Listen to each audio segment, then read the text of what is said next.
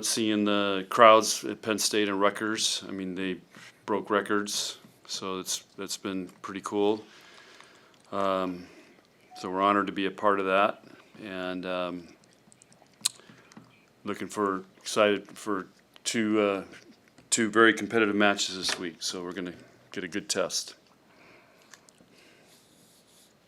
That crowd at Rutgers, could you tell like how much was Husker fans, how much were Rutgers fans? You couldn't tell because everybody's in red, but when they were in the introductions, I'd say it's probably 60-40 Rutgers to Nebraska.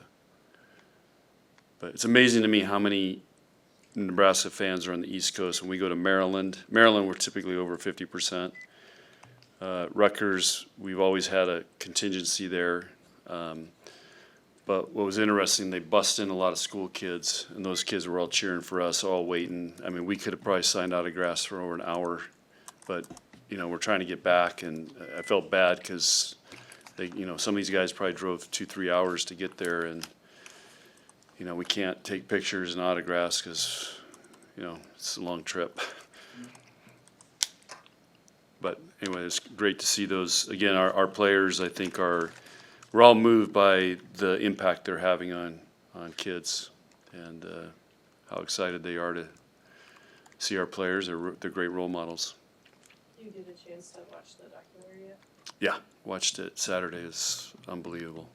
So, yeah, those guys are amazing. I sent them a text, and I mean, they're Kevin's the producer, director. The guy's big time.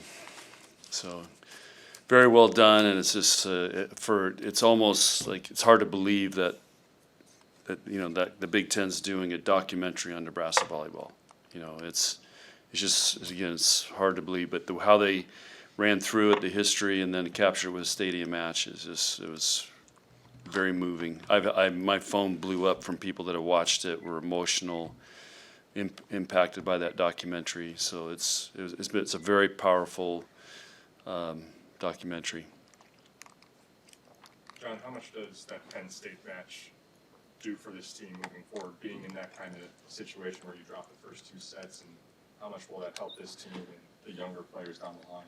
Well, I think the biggest lesson we took from that, by the way, did you like my cowboy shirt I was wearing? Of course, Yeah, of course okay. I I did. picked that out special.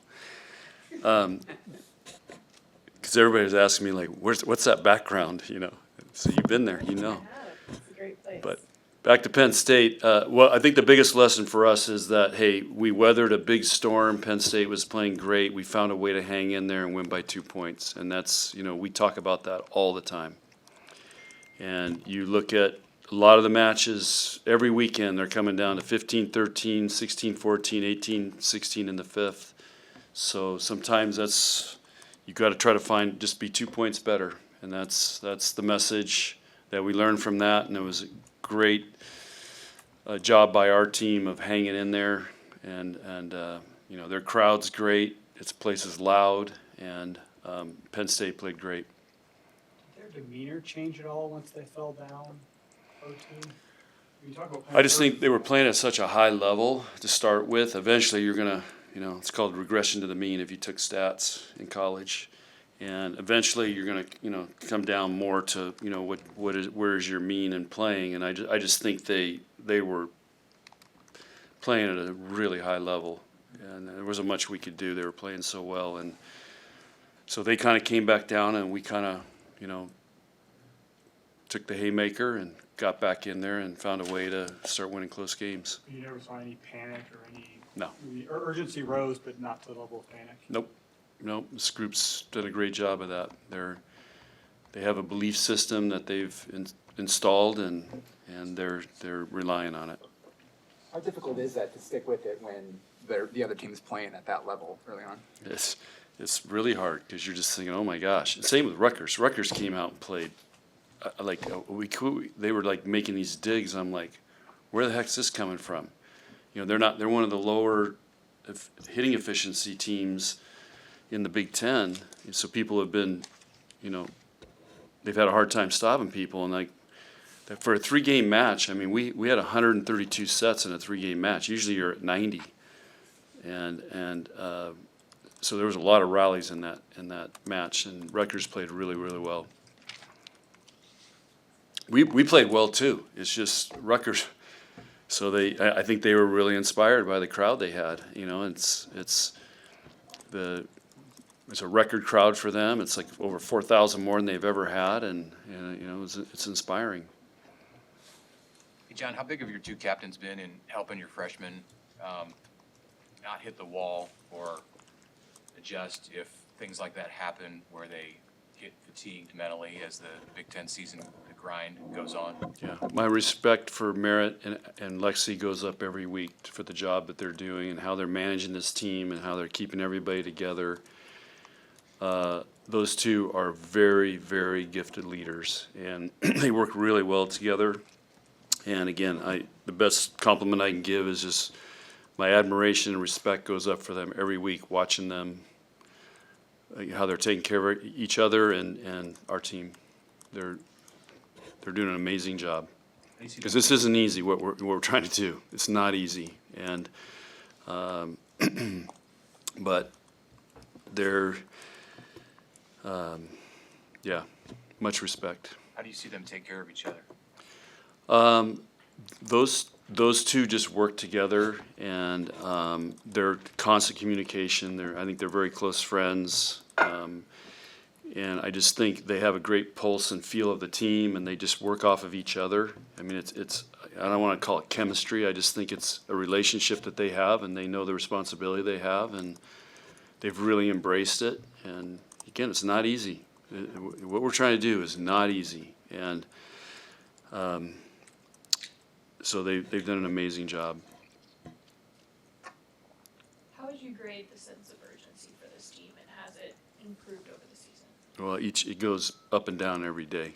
So today they're going to feel a sense of urgency from their coach. So they've already received some texts and videos of where our sense of urgency needs to be focused on today.